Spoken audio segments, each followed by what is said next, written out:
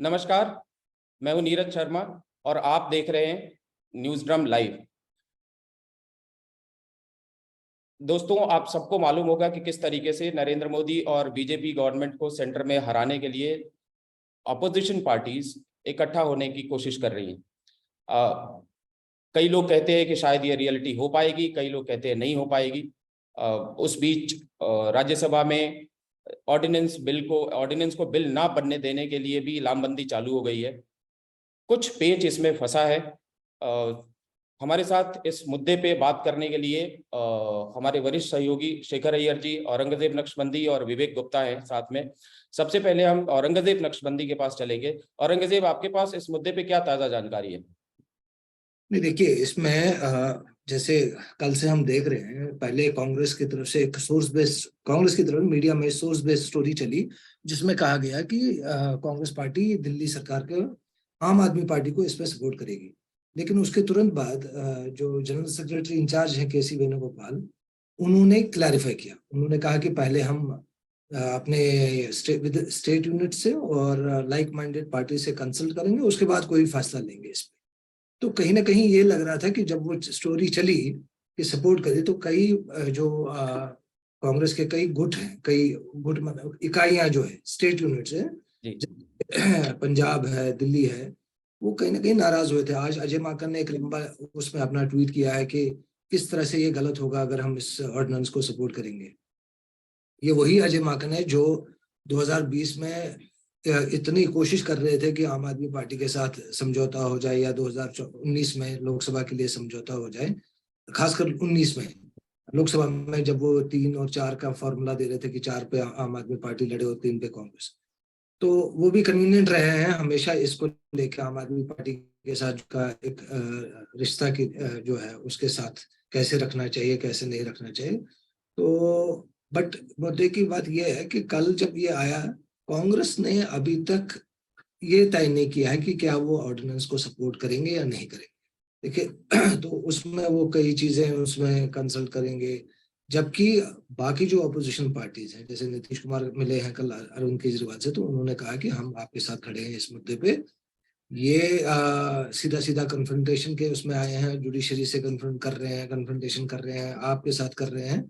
और जो आपका राइट्स है उसके खिलाफ ये इन्फ्रिंजमेंट ऑफ राइट्स है ये। तो उस सिलसिले में काफी ये चल रहा है कि क्या करेंगे। नीतीश कुमार आजकल एक लीड लिए हुए हैं ऑपोजिशन पार्टीज को इकट्ठा करने के लिए। आप देखेंगे पिछली बार भी वो मिले थे, उससे पहले उन्होंने एक बार कांग्रेस को बोला था कि आप अपना जल्दी से तय कर लो कि आप किस क्या करना चाहते हो ऑपोजिशन यूनिटी को लेके। तो उसका उस में उन्होंने हमेशा ये, उसके बाद वो आके पिछली बार जब आए तो मिले खड़गे से और राहुल गांधी से, उसके बाद उन्होंने कहा कि हम कोई इस पे आगे का फैसला जो है कर्नाटका इलेक्शन के बाद करेंगे। तो अभी कल फिर मिले हैं। एक ये हो रहा है कि एक मीटिंग बुलाई जाएगी पटना में, उसमें कितने लोग इकट्ठा हुए वो देखने की। शेखर जी से जानना चाहूंगा। शेखर जी, अभी भी आपको कुछ लग रहा है कि ऑपोजिशन यूनिटी रियलिटी होगी, या फिर ये बीच में जाकर के कहीं मामला सेटल होगा कि जी 300 350 सीटों पे तो ऑपोजिशन यूनिटी दिखेगी, लेकिन बाकी के 200 सीटों पे, 250 सीटों पे बिल्कुल ऐसा होगा कि सब आपस में, मतलब चुनाव पहले की तरह ही होगा? नहीं, कुछ तो कोशिश होगी इस बार। देखिए वो उसमें मेरा कोई डाउट नहीं है। ये जो अभी जो जो पहलुएं शुरू हुई हैं अभी, ये चलेगी। और ये जो नीतीश कुमार का जो फॉर्मूला है भाई, जितना हो सके, मतलब 543 लोकसभा सीट से अगर 300 पे भी हो जाए या 350 पे हो जाए, 400, मैक्सिमम 400 तक होने की संभावनाएं को ढूंढ रहे हैं नीतीश कुमार। जो मैं उनके करीब लोगों से देख रहा हूँ, वो उसकी कोशिश है। लेकिन क्या है कि प्रॉब्लम मैक्रो अंडरस्टैंडिंग में नहीं है, प्रॉब्लम है जब माइक्रो लेवल एग्जीक्यूशन की बात हो।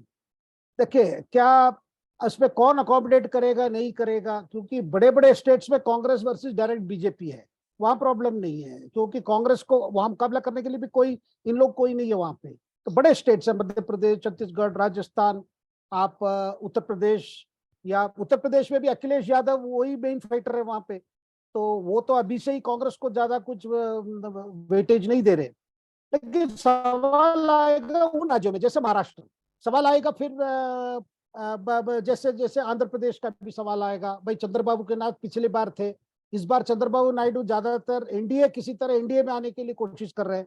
और तेलंगाना में देखिए, आपको तेलंगाना प्रॉब्लम दिल्ली प्रॉब्लम एक लगभग एक है, क्योंकि केसीआर की वजह से कांग्रेस गठी तेलंगाना में, इनके लोग भी ले लिए, जो कांग्रेस की डिसर्शन सारे केसीआर ने करवाए वहां पे। और वर्चुअली डेसिमेशन, जो फॉर्मूला ममता ने अपनाया बंगाल में, जब तृणमूल की ग्रोथ होने लगी, वो कांग्रेस से लोगों को ले ली, जिसकी वजह से कांग्रेस संगठन वहां पे खराब हुआ। तो ऐसी जगह है जहां पे पुराने बिटरनेस अभी भी लाइव है। देखिए, आप ये अरविंद केजरीवाल वाला मामला ले लीजिए। अरविंद केजरीवाल अब तो पैर पकड़ने की काम उनका हो रहा है अभी। वो तो कह रहे हैं भाई देखो, इसमें ऑर्डिनेंस, जब आर्टिकल 370 हुआ था, वो तो मोदी जी के साथ वोट दिए थे। ये कांग्रेस वाले ही उनको याद दिलवा रहे हैं, ठीक है आप अभी हमारे से मदद मांग रहे हैं, लेकिन 370 में उनके साथ गए, कई चीजों पे गए, अभी आपके लिए दिक्कत हो गया, ऑर्डिनेंस हो गया, आप हमारे पास आ रहे हैं। इन सारी चीजों पे फाइनल मुझे लगता है कि कहीं ना कहीं राहुल गांधी को ही फैसला लेना होगा।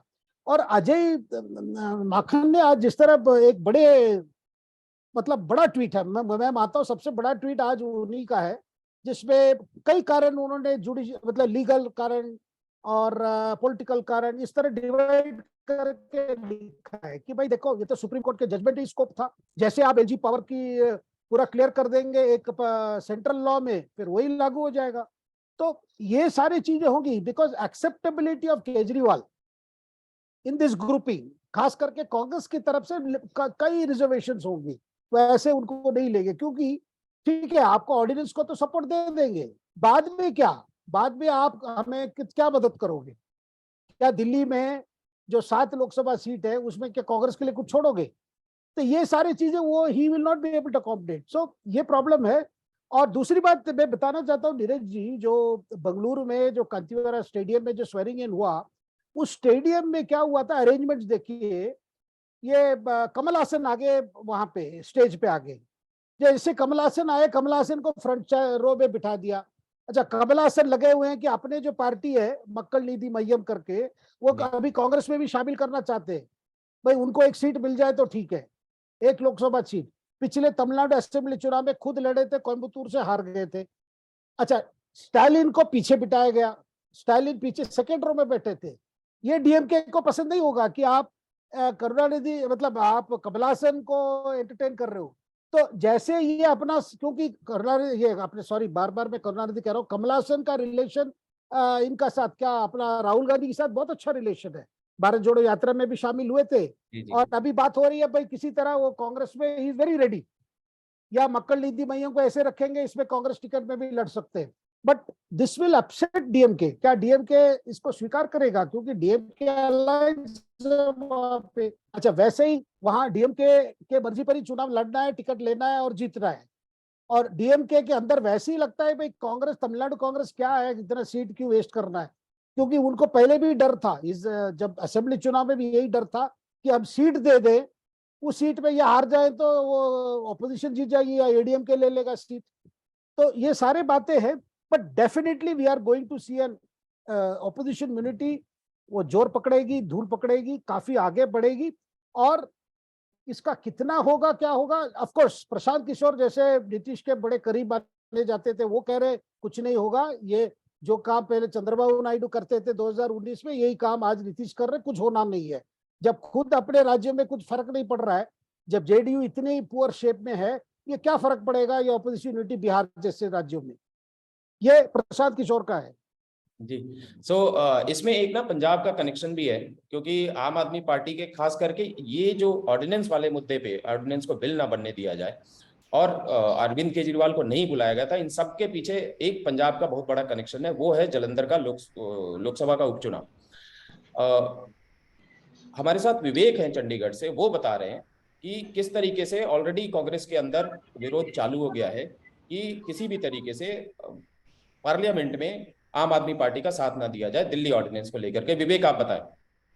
ये सिर्फ दिल्ली ऑर्डिनेंस की बात नहीं है, यहाँ का जो ये जो पंजाब में कांग्रेस का जो यूनिट है, ये ऑल एंड ऑल अगेंस्ट आम आदमी पार्टी, पूरा ही आम आदमी पार्टी के अगेंस्ट है। पहली बात तो ये है कि आम आदमी पार्टी ने कांग्रेस को बड़े ही शर्मनाक ढंग से हराया था असेंबली इलेक्शन में। उसके बाद जब से आम आदमी पार्टी यहाँ सत्ता में काबिज हुई है पंजाब में, लगातार कांग्रेस के जो बड़े लीडर्स हैं उनके ऊपर विजिलेंस की जांच, अपने काफी लीडर्स हैं जो हमारे फॉर्मर सीएम भी है कांग्रेस के चन्नी साहब, उनके ऊपर भी जांच चल रही है। और काफी लीडर तो इसलिए भी शामिल हो गए कि हाँ उनके ऊपर अपना मान साहब ने जांच शुरू करवा दी। तो काफी बिटरनेस है अपना कांग्रेस और आम आदमी पार्टी के बीच में पंजाब में खासकर। और इसी का एक रिफ्लेक्शन हमको देखने को मिला अभी जब ये खबर आनी शुरू हुई कि कांग्रेस शायद उनको टेक्टिकल सपोर्ट दे सकती है और ऑर्डिनेंस के मुद्दे पे। तो यहाँ तो बवाल मच गया है। यहाँ के जो लीडर ऑफ ओपोजिशन है कांग्रेस को, जो वरिष्ठ लीडर है प्रताप बाजवा जी, उन्होंने तो अभी आधे घंटे पहले ट्वीट किया है कि जो भी अगर पार्टी को डिसीजन ले कांग्रेस अपना, वो पक्का पंजाब के लोगों को कंसल्ट करके ले, बिकॉज पंजाब में विच हंट चालू किया गया है मान सरकार द्वारा उनके लीडर्स के अगेंस्ट। और ये उनको कतई मंजूर नहीं है कि हाँ कि वो आम आदमी पार्टी का वो अपना सपोर्ट करे नेशनल लेवल पे। उन्होंने सिर्फ पंजाब का जिक्र नहीं किया अपने ट्वीट में, उन्होंने अपना दिल्ली, अपना हिमाचल, उत्तराखंड के जो वहां पर लोग हैं कांग्रेस के जो नेता हैं उनको भी अपना कॉन्फिडेंस में लेने की बात की है सेंटर के द्वारा, उनकी जो सेंट्रल लीडरशिप के द्वारा। तो कहीं ना कहीं ये जो एक लीडरशिप, ये जो अपना ओपोजिशन यूनिटी की बात की जा रही है, तो अभी थोड़ा स्केची लग रहा है बिकॉज इश्यूज बहुत हैं। जैसे अय्यर सर ने कहा है कि माइक्रो लेवल पे बहुत इश्यूज अपना पेस फंसे हुए हैं, बिकॉज स्टेट्स में ये पार्टीज जो एक जो यूनिटी बनाने की कोशिश कर रही है, ये एक दूसरे के अगेंस्ट हैं स्टेट लेवल पे। जैसे आम आदमी पार्टी की बात है और स्टेट्स में भी यही ट्रेंड आपको देखने को मिलेगा। तो क्या ये लार्जर यूनिटी में तब्दील होगा या नहीं होगा, ये तो देखने वाली बात है। बट अभी के लिए तो ये घमासान वाली स्थिति है कांग्रेस में, एटलीस्ट पंजाब को लेके। ठीक है। सो एक बार वापस औरंगजेब के पास चलते हैं। क्वेश्चन का क्यों शेखर जी के जवाब से है, क्यों ये है कि माइक्रो लेवल और मैक्रो लेवल पे ऑपोजिशन यूनिट का क्या हश्र होगा। हम आते हैं इस पे। औरंगजेब, हमने मतलब खास करके देखा है कि अगर आप ओवरऑल इंडिया में देखिए तो 32-33% या जिस तरीके से भी लोग कहते हैं कि 38% मोदी को वोट जाता है। जहां जहां बीजेपी जीतती है, स्टेट में भी देखा है हमने, हर स्टेट में खास करके जहां पे बीजेपी, जहां पे सबसे ज्यादा सीटें आती हैं नरेंद्र मोदी को और बीजेपी को, वो आती हैं 50% से ऊपर, 55% से ऊपर। और पर्टिकुलर सीट वाइज देखा जाए तो इस तरीके से लगता है कि उस सीट पे चाहे आप 4-5 लोगों को इकट्ठा करके लड़वा भी लें तब भी शायद नहीं जीत पाएंगे, क्योंकि वहां पे 65%, 70% तक वोट लेकर के और फिर इनको सीट मिलती है। तो इसको देखे तो हमें लगता है कि शायद मैक्रो लेवल देखने में बहुत बढ़िया लगता है कि जी 62% या 64% अपोजिशन के पास वोट बैंक है कंबाइनली, जिसमें आप साउथ इंडिया के या जहां पे बीजेपी कमजोर हालात में है वहां पे उन सारे नंबर्स को निकाल दीजिए। जहां से इनके नंबर आते हैं वो नंबर को तो आप हिला नहीं सकते। सो फिर ऑपोजिशन यूनिटी इस कंडीशन में काम करेगी या नहीं? मेरे जैसे शेखर जी ने कहा, 543 सीटों में अगर आप 300 सीटों पे भी 1-to-1 कॉन्टेस्ट कराओगे, बीजेपी के लिए भी मुश्किल हो जाएगा। ऐसा नहीं है कि उनको वॉक ओवर मिल जाएगा, ऐसा होता नहीं है पॉलिटिक्स में, इलेक्टोरल है। जो बात है कि हाँ, जितना आप 1-to-1 कोशिश कराओगे उतना बीजेपी के लिए मुश्किल जो है बढ़ेंगी। जहां जहां ये है, जहां इन्होंने कहा कि बीजेपी वर्सेस कांग्रेस है, वहां कोई प्रॉब्लम नहीं है। लेकिन आम आदमी पार्टी आप जहां भी देखो, चाहे पंजाब हो, चाहे दिल्ली हो या गुजरात हो, आम आदमी पार्टी ने कांग्रेस का वोट ही काटा। आम आदमी पार्टी का जो है वो कांग्रेस का ही वोट काट रही है, वो बीजेपी का वोट नहीं काट रही है। बीजेपी का इंटैक्ट है यहाँ भी वहां भी, तीनों जगह है ना। इनफैक्ट गुजरात में बढ़ गया है। तो कांग्रेस का बड़ा प्रॉब्लम यह है कि इनके साथ कैसे बिजनेस करें। लेकिन एक ये भी हमने देखा, जब अरविंद केजरीवाल को सीबीआई समन किया गया तब मल्लिकार्जुन खड़गे उनको फोन करते हैं, उनको बोलते हैं कि हम आपके साथ खड़े हैं। तो अगले दिन अजय माकन कुछ ट्वीट करते हैं तो कांग्रेस पार्टी कहती है, डिस्टेंस करती है उस ट्वीट से कि ये इनकी निजी राय है। तो कहीं ना कहीं जो शरद पवार पहले ट्राई कर रहे थे, अब नीतीश कुमार कर रहे हैं, तो इनका ये है कि आपको अरविंद केजरीवाल को साथ लेना है। जब लास्ट एक मीटिंग हुई थी शरद पवार के घर पे, तब सोनिया गांधी, राहुल गांधी, मल्लिकार्जुन खड़गे, इन तीनों को बोला गया था कि अगर आप चाहते हो लार्जर एक ऑपोजिशन, ब्रॉड ऑपोजिशन होनी, तो आपको केजरीवाल को साथ रखना है। तो उस टाइम उन्होंने हाँ कर दी। लेकिन वो एक्सपेक्ट कर रहे थे कि जालंधर में, जैसे आपने देखा कई चुनाव में, हमने महाराष्ट्र में देखा कि शिवसेना का जब सिटिंग एमएलए उनकी डेथ हुई तो वहां पे बाद में बाकी पार्टीज ने विड्रॉ किया। कांग्रेस ये एक्सपेक्ट कर रही थी कि जालंधर में, चूंकि एक ह्यूमैनिटेरियन ग्राउंड्स पे एक सिटिंग लोकसभा एमपी की डेथ हुई थी, उसकी उनकी वाइफ लड़ रही थी, तो हो सकता है आम आदमी पार्टी उस पे विड्रॉ करेगी कॉन्टेस्ट। लेकिन ये हमने सुना कि चूंकि केजरीवाल तैयार थे, भगवंत मान इंसिस्ट कर रहे थे कि नहीं लड़ना है, क्योंकि उनको संगरूर का वो भी दिखाना था कि नहीं, ऐसा नहीं है कि पार्टी नीचे ही जा रही है। संगरूर के बाद उनको ये भी दिखाना था कि नहीं, आम आदमी पार्टी का वोट बेस इंटैक्ट है और हम अच्छा कर रहे हैं। हमने कांग्रेस को, जो 22 साल से कांग्रेस के पास सीट थी, 22-24 साल से कांग्रेस की सीट थी, उन पे कांग्रेस को हरा दिया। तो कहीं ना कहीं नीरज ऐसा है कि अभी जैसे शेखर जी ने कहा कि बनेगा, लेकिन कई मुश्किलात, कई हर्डल्स हैं। केसीआर एक बहुत बड़ा हर्डल है। केसीआर कांग्रेस के साथ बिजनेस करना ही नहीं चाहेगा, क्योंकि अगर उन्होंने कर लिया तो वहां तेलंगाना में कैसे करेंगे वो। सेम वोट बेस है दोनों का, सेम उस पे ले रहे हैं, उन्होंने सारे कांग्रेस का ही सपोर्ट ले लिया है, वो जो एमएलए ले लिया है तोड़ के, और सेम एक ही वो जो सेक्शन का एक ही वोट वो उस पर लड़ते हैं वो।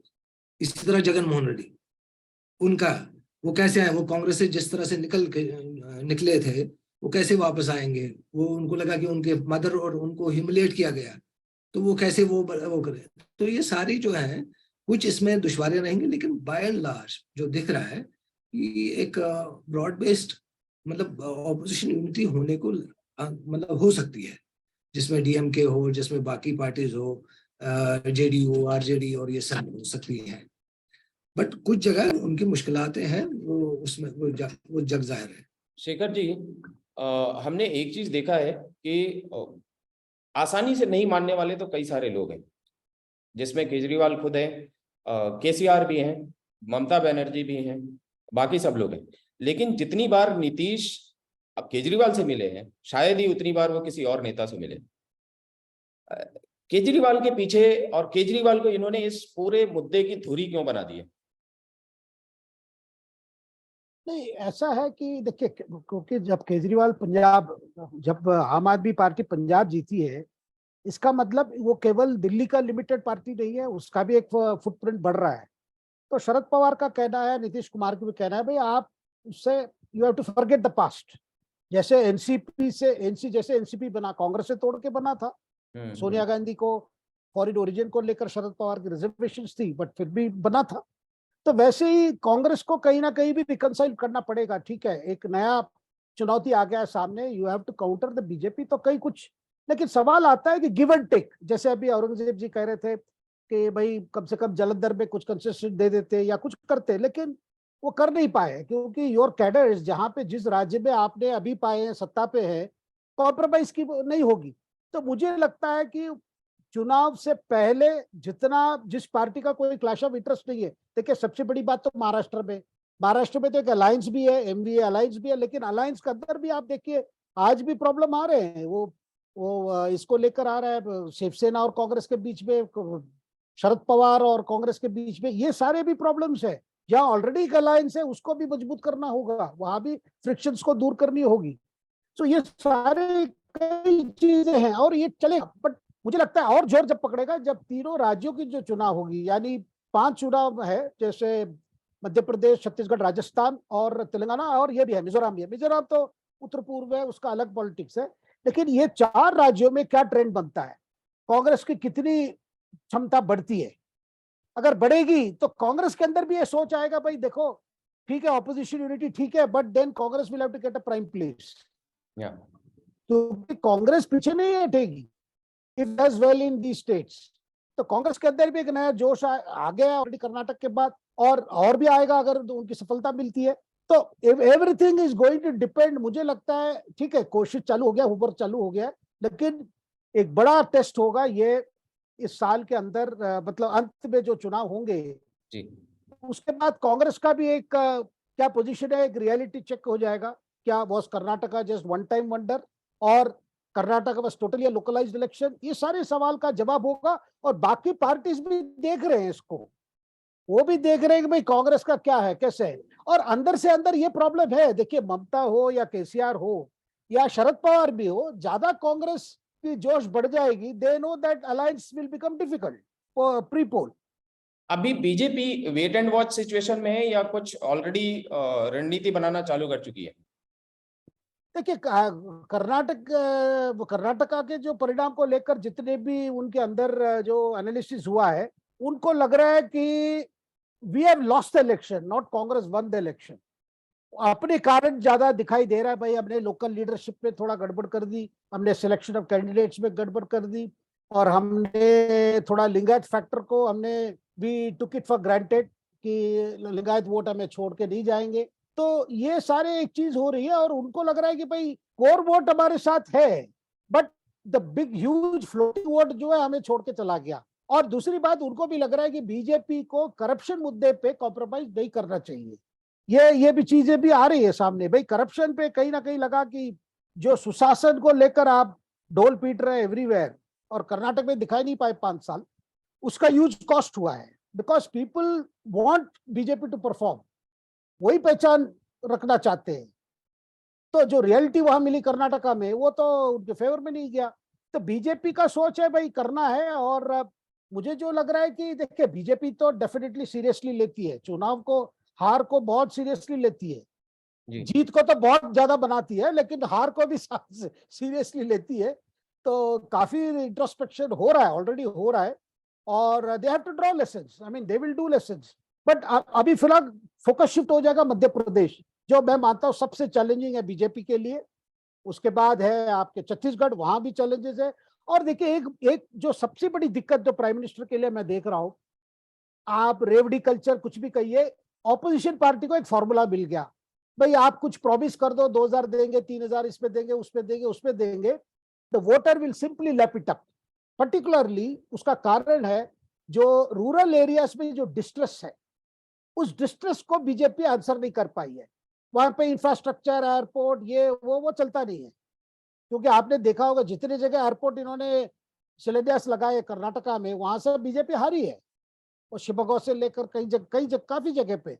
तो इंफ्रास्ट्रक्चर को इंप्रेस करने वाला जो इंप्रेस होते हैं वोटर्स आपके अर्बन वोटर्स हैं, लेकिन ग्रामीण क्षेत्र में जो डिस्ट्रेस चला आया कोविड काल से लेकर आज तक, उसको एड्रेस करने के लिए यू हैव टू रीलुक, क्योंकि प्रधानमंत्री is against this principle of भाई ऐसा पैसा नहीं बांटना है, जो भी है प्रॉपरली जाना चाहिए, डीपीटी से जाना चाहिए, उसमें एक्चुअल लोक कल्याण की दिखनी चाहिए। बट इन्होंने तो अभी तय कर लिया, भाई कांग्रेस का फॉर्मूला मिल गया है, जो आप आदमी पार्टी ने किया था वहां तेलंगाना में केसीआर काफी समय से कर रहा है, और भूपेश बघेल छत्तीसगढ़ में भी कर रहा है। तो ये अभी बीजेपी के पास क्या आंसर है इसके लिए? अगर वो भी ऐसी करना शुरू कर देंगे, भाई हम भी गृह लक्ष्मी स्कीम कर देंगे या कुछ कर देंगे, that will go against the prime ministers क्या कहते हैं, much projected and much committed एक कोर कॉन्सेप्ट है। तो ये बड़ा चैलेंज है बीजेपी के लिए। तो मेरे ख्याल से इनको अभी 2 तरीके से स्ट्रेटजी बनानी पड़ेगी, एक तो फ्रीबीज के लिए और दूसरी अपोजिशन यूनिटी के लिए। अब मेरे ख्याल से अभी कोई स्ट्रेटजी इनकी तैयार नहीं है। दूसरा एक चीज और देखा जा रहा है कि ये इलेक्शन जब भी आते हैं किसी स्टेट में, तो वहां पे काफी देर से तैयारी चालू करते हैं। हम लोगों को याद है कि कर्नाटक में कांग्रेस ने पे सीएम का कैंपेन और उसके पहले से ही रणदीप सिंह सुरजेवाला को भेज करके मेरे ख्याल से 7-8 महीने से पहले से उनकी तैयारी चालू हो गई है। अभी एमपी में भी ऑलरेडी कमलनाथ ने तैयारी चालू कर दी है। कभी 100 यूनिट बिजली फ्री की बात कर रहे हैं, कभी 200 यूनिट की बिजली की फ्री बात कर रहे हैं। अब कितना इंप्लीमेंट होगा नहीं होगा वो बाद की बात है, लेकिन जब इस तरीके की बातें चालू हो जाती हैं तो समझ में आता है कि तैयारी चालू हो गई। मेरे ख्याल से अभी बीजेपी की रणनीति के लिए हमें वेट करना पड़ेगा, अभी ये लोग तैयार नहीं है।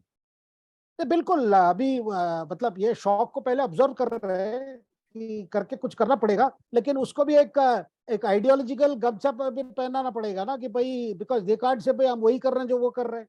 और सबसे बड़ा मुश्किल क्या है मैं बता रहा हूँ, prime minister has to be convinced, party leaders को अभी जाके उनको कन्विंस करना है, और किसी में हिम्मत नहीं है।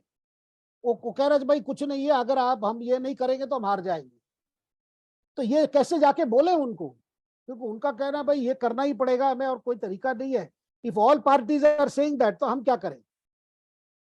तो ये मसाला डालना ही पड़ेगा, तो उसको कैसे डालें? और प्राइम मिनिस्टर चाहेंगे भाई डालेंगे तो ईमानदारी से डालने, क्योंकि बीजेपी जब प्रॉमिस करेगी उसके बाद ये नहीं होगा कि पहला साल नहीं दे पाएंगे, सेकंड साल में दे पाएंगे, तीसरा साल में देंगे, जैसे बाकी पार्टियां कर रहे हैं।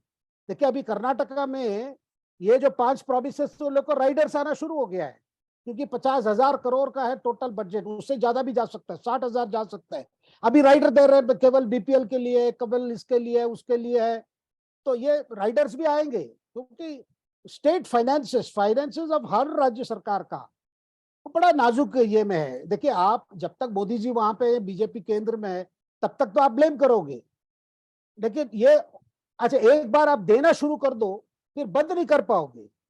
आप बंद करोगे तो उल्टा पड़ेगा, क्योंकि जो चीजें आपको देना ही चलना ही जैसे चाहिए। अभी फ्री का राशन कोविड के टाइम पे चालू हुआ था, वो अभी तक चालू ही है, मुझे भी नहीं लगता ये बंद हो पाएगा कभी। बिल्कुल।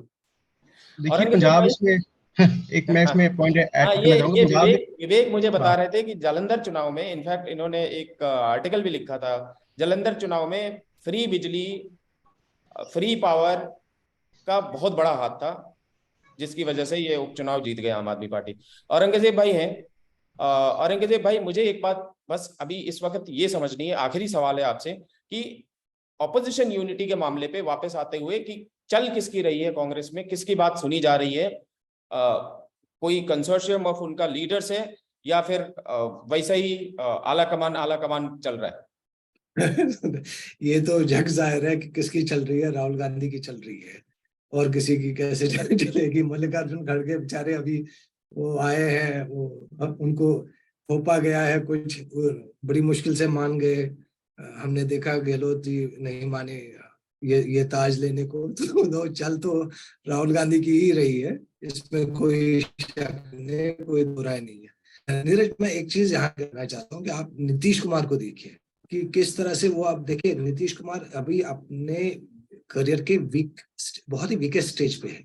उनका जो था, जो 20 साल में जिस तरह से वो चीफ मिनिस्टर, जनता दल कैसे वो लीडिंग पार्टनर होता था, आज वो जूनियर पार्टनर बन के आया था एनडीए का। तो नीतीश कुमार के लिए बहुत बड़ी चैलेंजेस है। वो क्या करना चाहते हैं अभी कुछ ये क्लैरिटी नहीं है, लग रहा है उनमें कि वो स्टेट में ही रहना चाहते हैं या इस ऑपोजिशन यूनिटी के बहाने वो नेशनल लेवल पे आना चाहते हैं। और आप देखिए कि वो हर जगह तेजस्वी यादव को साथ लेके जाते हैं। तो ऐसा लगता है कि जैसे ही तेजस्वी यादव, ये वो तेजस्वी यादव भी उनको पुश कर रहे हैं कि वो आप नेशनल की ओर जाए, मेरे लिए गद्दी छोड़ दीजिए और मैं इसका टेक तो ओवर। दूसरा मीनिंग ये भी हो सकता है कि तेजस्वी यादव को ट्रेन कर रहे हैं। नहीं, जो भी है वो ऑलरेडी ट्रेन हो रहे हैं। देखिए तेजस्वी यादव ने, मैं एक चीज मान के चलता हूँ, शेखर जी मेरे से एग्री करेंगे कि 2019 के बाद या 24 अगर किसी ने अच्छी कैंपेन की, वो थी तेजस्वी यादव की 2020 इलेक्शन। बहुत ही अच्छी कैंपेन, कांग्रेस से बेटर। ये तो कर्नाटका में आप देखोगे किस तरह से वहां पे जो लोकल बीजेपी के खिलाफ बहुत एंटी इनकम्बेंसी थी, लेकिन तेजस्वी यादव ने बहुत ही अच्छा कैंपेन किया। 2000 जीते नहीं बिकॉज कांग्रेस की वजह से वो रह गए, 70 सीटें कांग्रेस को दे दी और कांग्रेस ने उनका बेड़ा गर्क कर दिया।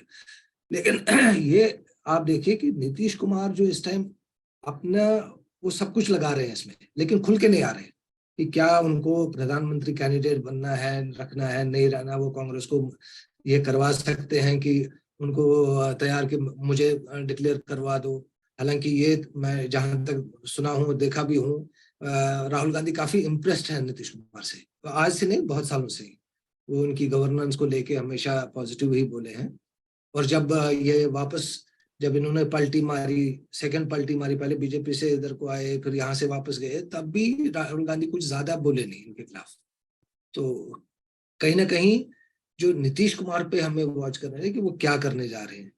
जैसे प्रशांत किशोर कह रहे हैं कि, और शेखर जी कह रहे हैं कि वो कुछ होगा नहीं इसका, लेकिन वो काफी चीजें इसमें बहुत डीपली अब इन्वॉल्व हो रहे हैं इस सारे प्रक्रिया में। वो सक्सेसफुल होंगे नहीं होंगे वो टाइम ही बताएगा, लेकिन काफी एफर्ट्स कर रहे हैं नीरज। चलिए बहुत बहुत धन्यवाद। देखेंगे जैसे आपने बोला कि टाइम विल टेल क्या होगा आगे जा करके। मेरा अपना कोई ओपिनियन नहीं है, मैं खुद बिहार से आता हूँ, तो ये सारे लीडर्स की लीडरशिप भी देखी है और स्टेट का पोजीशन भी देखा है। इतना जरूर कहा जाता है कि आवाज में किसके दम होता है ना, वो उसके काम से दिखना चाहिए। सुशासन बाबू सब जानते हैं, अगर सुशासन होता तो क्या नहीं होता, क्राइम नहीं होता, स्टेट की प्रोग्रेस होती, स्टेट में इन्वेस्टमेंट होता। अब इसके बाद भी लोगों को अगर उनमें क्रेडेंशियल दिख रहा है तो फिर भगवान ही मालिक है। जैसे बिहार की जनता सारे क्रिमिनल्स को ही वोट देती है तो लोग कहते हैं कि जी भगवान ही मालिक है उनका। उसी तरीके से अगर नीतीश पे कोई यकीन करता है, क्या करता है, ये मेरा प्योरली पर्सनल ओपिनियन है। ये भी ना समझे कि न्यूज ड्रामा ऐसी बात सोचता है, लेकिन अगेन वेट एंड वॉच की सिचुएशन रहेगी यहाँ पे। बहुत बहुत धन्यवाद शेखर जी, औरंगजेब, विवेक भाई तो लास्ट मोमेंट पे जुड़े हैं, बहुत बहुत धन्यवाद। धन्यवाद सर।